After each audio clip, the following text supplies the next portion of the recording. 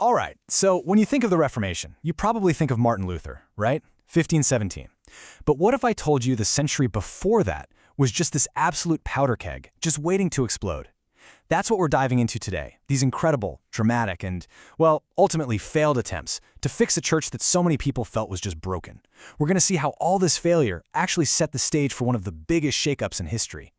So let me just kick this off with a question. It kind of sounds like the start of a bad joke, but for people back in the 15th century, it was a terrifying reality. Here it is. How do you fix a church when you've got three different guys all claiming to be the Pope? Not one, not two, three. Seriously. Yep, three. You had one guy in Rome, another one in Avignon, and then, get this, a third one who was elected by a council that was trying to fix the two-pope problem. I mean, you can't make this stuff up. This complete and utter mess was called the Great Western Schism. And look, this was way more than just some political fight at the top. This crisis in leadership created a massive crisis of faith all across Europe. And on top of that, you had corruption just running rampant. We're talking about things like simony, that's literally buying and selling church jobs. And of course, nepotism. So if you were just a regular person living through this, you had to be asking yourself, who am I supposed to follow here? And can I even trust the church anymore? Okay, so with all this chaos, people were desperate for a solution. And the first big idea they came up with was, a political one, a top-down fix. The thinking was, hey, let's get all the church leaders together in a room and just force them to sort this mess out. And the philosophy behind this whole thing was called conciliarism. And you have to understand, this was a radical idea at the time. It basically said that a huge universal council, one that represents the entire church, has more authority than the Pope. Yeah, even more than the Pope himself. It's kind of like they were trying to invent a system of checks and balances for what had become this unchecked, absolute papal power. So you can really see the roller coaster of this movement right here. In 1409, the Council of Pisa tries to solve the two-pope problem, and they accidentally create a third one. Oops. But then, just 5 years later, the Council of Constance actually pulls it off. They managed to get rid of all three popes and end the Great Schism. For a hot minute there, it really looked like this whole council idea was working, but it didn't last. By 1431, the next council just falls apart in a bunch of political infighting, and in the end, the papacy actually comes out of it stronger than ever. So yeah, the political fix, total failure. All right, so if a political fix didn't work, what's next? Well, what about changing the ideas themselves? This is where we get to a second and honestly much more radical approach. We're talking about reformers who weren't just questioning the Pope's authority, they were questioning the Church's core beliefs. So let's meet two of the big players here. John Wycliffe over in England and John Huss in Bohemia. Wycliffe's big thing was arguing that the Bible should be in English for everyone to read. He also said the real church wasn't the hierarchy of popes and cardinals, but this invisible community of people who were saved. Then you have Huss, who was hugely inspired by Wycliffe. He preached that Scripture, the Bible, was the ultimate authority, and if a pope was unworthy, you just shouldn't obey him. Now, what's really interesting is that they didn't agree on everything, like you see here with the doctrine of transubstantiation. But for the church establishment, those details didn't matter one bit. They saw both of these guys as a massive threat to their power, and they slapped the heretic label on both of them. And the story of Huss is just tragic. He was actually promised safe passage to the Council of Constance so he could defend his ideas. But what happened? The second he got there, they arrested him and put him on trial.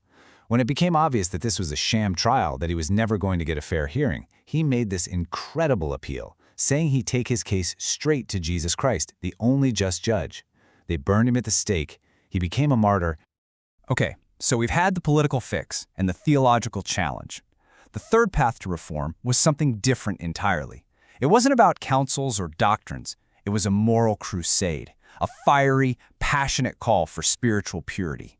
And the center of all this? Renaissance Florence. The man leading the charge was a Dominican friar named Girolamo Savonarola. You have to picture this. Savonarola was an absolutely electrifying speaker. Here he is in Florence, the heart of the Renaissance, a city just dripping with art, wealth, and Medici luxury, and he's preaching against all of it, against corruption, against vanity, against materialism, and his message just hit a nerve. People were captivated. He became so powerful that when the Medici family was kicked out of the city, the people of Florence actually turned to him, this friar, to guide their new government. And this leads us to the thing he's most famous for, the bonfires of the vanities. This was literal. He called on the citizens to bring anything that was a temptation to sin and burn it in a giant bonfire in the middle of the city. We're talking fancy clothes, jewelry, makeup, books that weren't religious, even famous works of art that were considered immoral. All of it just tossed into the flames. It was this huge, dramatic public statement rejecting the very things Florence was famous for. But a flame that burns that bright often burns out fast. Savonarola's rise was meteoric, but his fall was just as dramatic.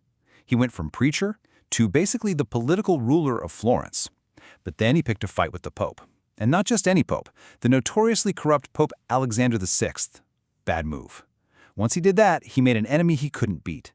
The political tide turned against him, his support just evaporated, and he was arrested, tortured, and then hanged and burned as a heretic.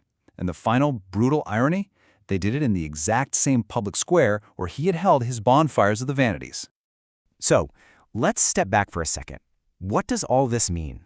We've just seen 100 years of intense effort, 3 totally different strategies to fix the church. And how did they all end? In failure, and often in fire. Let's pull these threads together and see what the big picture looks like. This really sums it up, doesn't it? You have the political attempt. Yeah, it ended the 3-pope disaster, but it ended up making the pope even more powerful. Then you have the theological attempt. It spread these amazing revolutionary ideas about the Bible, but the guys who came up with them were executed. And finally, the moral crusade. It worked for a little while, creating this super pious city-state, but it got crushed by the political machine. The takeaway here is crystal clear. Every single attempt to fix the church from the inside failed. But, and this is so important, failure isn't always the end of the story. Even though these movements were crushed, they were still incredibly important. They let the genie out of the bottle. Suddenly, all these revolutionary ideas were floating around. Ideas like, hey, maybe the Pope isn't the final authority, or maybe the Bible should be for everybody. And most importantly, maybe the church's power isn't absolute.